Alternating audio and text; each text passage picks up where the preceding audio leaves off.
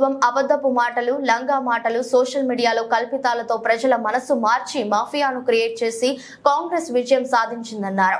లోక్సభలో ప్రశ్నించే గొంతుకను గెలిపించాలని సిట్టింగ్ ఎంపీ బీఆర్ఎస్ ఎంపీ అభ్యర్థి మాలోత్ కవిత విజ్ఞప్తి చేశారు. మహబూబాబాద్ జిల్లా కేంద్రంలోని ఎంపీ క్యాంపు కార్యాలయంలో పార్లమెంట్ ఎన్నికల్లో గెలిపే లక్ష్యంగా బీఆర్ఎస్ మహబూబాబాద్ నియోజకవర్గ విస్తృత స్థాయి సమావేశం నిర్వహించారు. ఈ సందర్భంగా మాట్లాడుతూ కాంగ్రెస్ పార్టీ ఎన్నికల ముందు ఇచ్చిన హామీలను విస్మరించిందని, ఇచ్చిన హామీలను ముక్కుపిండి అమలు చేయిస్తానన్నారు. కాంగ్రెస్ పార్టీ ఎంపీ అభ్యర్థి పూరిక బలరాం నాయక్ ను అసెంబ్లీ ఎన్నికల్లో చెల్లని రూపాయి పార్లమెంట్ ఎన్నికల్లో చెల్లుతుందా అని ఎద్దేవా చేశారు. గతంలో కాంగ్రెస్ కు ఓటు వేయకపోతే కోట్లాడి సాధించుకున్న తెలంగాణ రాష్ట్రాన్ని ఆంధ్రాలో కలుపుతానని బలరాం నాయక్ మాట్లాడి పరువు తీశారన్నారు. బీఆర్ఎస్ నేతలు పార్టీ శ్రేణులను సమన్వయం చేసుకుని ఎంపీ అభ్యర్థి గెలుపు కోసం కృషి చేయాలని కోరారు. ఈ సమావేశంలో ఎమ్మెల్సీ మాజీ మంత్రి సత్యవతి రాథోడ్, జడ్పీ చైర్పర్సన్ బిందు, మాజీ MLA Shankar Nayak, municipal chairman Rammohan Reddy, BRS ప్రజా ప్రతినిధులు, నాయకులు, కార్యకర్తలు పాల్గొన్నారు.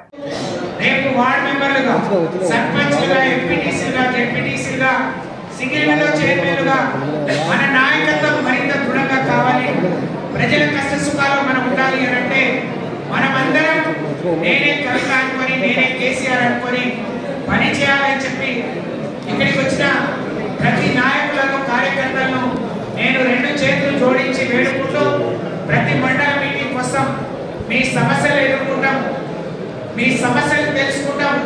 మా వైపు నుంచి ఏదైనా పొరపాటు జరిగి ఉంటే సరిదిద్దుకొని దాన్ని ముందుకు పోతాం.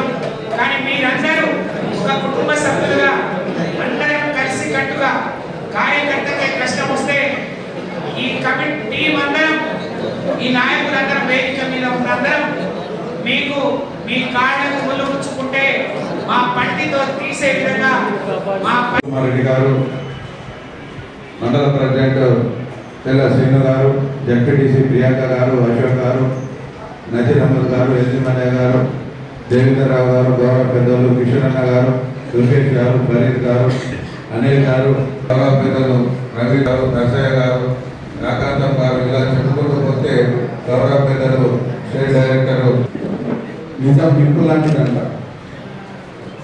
మనం అంటారు పెద్దలు ఉన్నది ఉన్నట్టు మాట్లాడితే ఉండే ఉండకూడదు అని చెప్పేసి, అవన్నీ మనకు తెలిసిన విషయమే. కాబట్టి దయచేసి నాకు చేసిన ద్రోహం మాత్రం చేయకండి. ఎంపీ దాంట్లో వెనుకనే ఉంటూ పురుషులు నాకు తెలిసి ఎవరెవరు అనేది ద్రోహం చేశారనేది నా గుండెలో ఉంది, నా మనసులో ఉంది. నా శ్రీకృష్ణుడు అన్నాడు, గెలిస్తే పొంగిపోవద్దు, ఓడిపోతే కృంగిపోవద్దు అని చెప్పేసి. నేను కృంగిపోవడం లేదు, పొంగిపోవడం లేదు. కానీ పార్టీలో ఉండి కన్న తల్లి లాంటి పార్టీ ఎలక్షన్ ఇక్కడ చెల్లని రూపాయి మహబూబాబాద్ పార్లమెంట్ లో చల్లుతారని ఒకసారి కామెంట్ చేయండి. అలాగే చిత్తూరు ఇంతమంది శంకరానికి ఓడిపోయాడు, మళ్ళీ శంకరానికి ఓడిపోతానే ఆయన మార్కోటి టికెట్ నేను ఇల్లు టికెట్ ట్రై చేసిండు, ఇంకా రకరకాల హంగామాలు చేసిండు. ఆయనకి ఒకటే అలవాటు, ఎలక్షన్ ముందు రాగానే పాత స్కూల్ పక్కన ఒక గిరాయి తీసుకోవాలి, దాని తర్వాత ఎలక్షన్ అయిపోగానే పాత స్కూల్ పక్కన ఉన్న ఎంతో ముడగులు ఎగరాను వాళ్ళ ఇంటి పక్కన ఇంటి పైన గిరాయి అయిపోయింది, ఎలక్షన్ దాకా దాన్ని ఓడిపోయి అయిపోవాలి. అది ఆయన చరిత్ర. కాబట్టి ఇప్పుడు ఏమంటాడు, గత ఎలక్షన్ ఏమన్నా మర్చిపోయి మీరు కాంగ్రెస్ పార్టీ ఓటు వేయకపోతే తెలంగాణ తీసుకుపోయి ఆంధ్ర వెళ్తాడు. చూసుకున్నామా మీరు ఎవరు ఓట్లు వేయాలి, ఏం చేయాలి గమనించుకోవాలి. నాకు ఈ 7 నియోజకవర్గాలలో ఏ మండలం వెళ్ళినా ఎక్కడ వెళ్ళినా కూడా పేరు పెట్టి అన్న, తమ్ముడు, అక్క, చెల్లి అని పిలిచే పూర్తి సాహిత్యం చదువు ఉంది. ప్రతి ఒక్కరు కూడా సొంత ఆడబిడ్డలాగా కడుపు నిండా కూడా అక్క అని చెప్పి మాట్లాడే ప్రతి ఒక్క కార్యకర్తలు ఉన్నారు, ప్రజలు ఉన్నారు. కాబట్టి దయచేసి రేపు జరగబోయే ఎలక్షన్ ఒకసారి మేమందరం ఈ వేదిక ప్రతి ఒక్కరు కూడా ఒక ఆలోచనకు వచ్చి మన మహబూబాబాద్ నియోజకవర్గంలో ప్రతి మండలాన్ని, ఏ మండలానికి ఏ విధంగా మనం ప్రచారం చేసుకోవాలి, ఎట్లా సమన్వయం చేసుకోవాలి అని తెలుసుకుందాం. ఈ వేదికగా చాలా మంది రాలేదు కార్యకర్తలు, దయచేసి మీరు తప్పుగా అనేది భావించకండి. అయ్యో వచ్చినోళ్ళే లీడర్గా, మేము లీడర్ కాదా అని అనుకోకండి. ఖచ్చితంగా గ్రామ స్థాయిలో ఉన్న ప్రతి కార్యకర్త బీఆర్ఎస్ వార్డ్ సభ్యులు కావచ్చు, మాజీ సర్పంచ్ కావచ్చు, సీనియర్ నాయకులు కావచ్చు, చాలా మంది వాళ్ళకి పదవులు రాలేని వాళ్ళు ఉంటారు, వాళ్ళు ఆ స్థాయిలో కూడా అటువంటి వాళ్ళు ఒక లిస్ట్ అవుట్ తీసుకొని ఒక సోషల్ మీడియా క్రియేట్ చేసుకున్నాం. అందరూ కూడా సమన్వయం చేసుకొని కలుపుకోలుగా ఒకే తల్లి బిడ్డలాగా మన అందరం కూడా ఏకదాడిగా పనిచేద్దాం. అంతేగాని నేనే చెప్పాలి, వాళ్ళు చెప్పాలి కాదు. ఎందుకంటే మన పార్టీ సిస్టమ్ ఎలా ఉందో అలాగే నడుచుకుంటూ వచ్చిన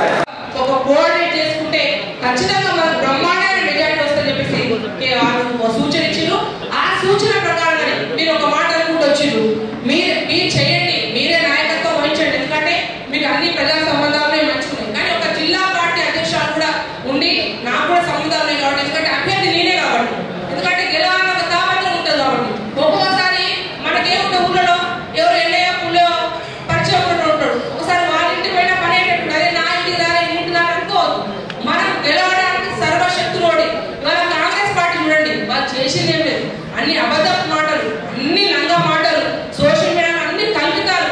ఎటుపడి ప్రజల యొక్క మనసు మార్చి కూడా వాళ్ళు ఒక భ్రమలో తీసుకుపోయి ఒక ఫోబియా క్రియేట్ చేసి పూర్తి స్థాయిలో గుర్తు ఓటేసి వాళ్ళ కాంగ్రెస్ అధిష్టానం వచ్చే విధంగా ఒక మాఫియాను క్రియేట్ చేసేది కాంగ్రెస్ ప్రభుత్వం. వాళ్ళ కళ్ళు కూడా పని చేయలేదు. మనకు కూడా ఖచ్చితంగా అంటే మనము ఎవరికి కూడా మనం ఎందుకుంటే ప్రశ్నించే ఎవరైతే రేవంత్ రెడ్డి గారు అనుకుంటే ఎమ్మెల్యే కూడా కొడంగల్ ఓడిపోయినాక 3 మల్కాజ్గిరి వచ్చి వెళ్ళాడు. అరే ప్రశ్నించే గొంతుకైనా నన్ను గెలిపియండి అంటున్నాడు. ఓకే సార్, నేను కూడా ఒకటే మాట చెప్తా ఉన్నా, ప్రశ్నించే గొంతుకైన బీఆర్ఎస్ పార్టీ అభ్యర్థి కవితని గెలిపించండి. రేపు ప్రజల్లో ఇవాళ కవిత కోసం కాదు, ప్రజల కోసం. మీకు తులం బంగారం రావాలంటే బీఆర్ఎస్ పార్టీ అభ్యర్థి ఓటేయండి.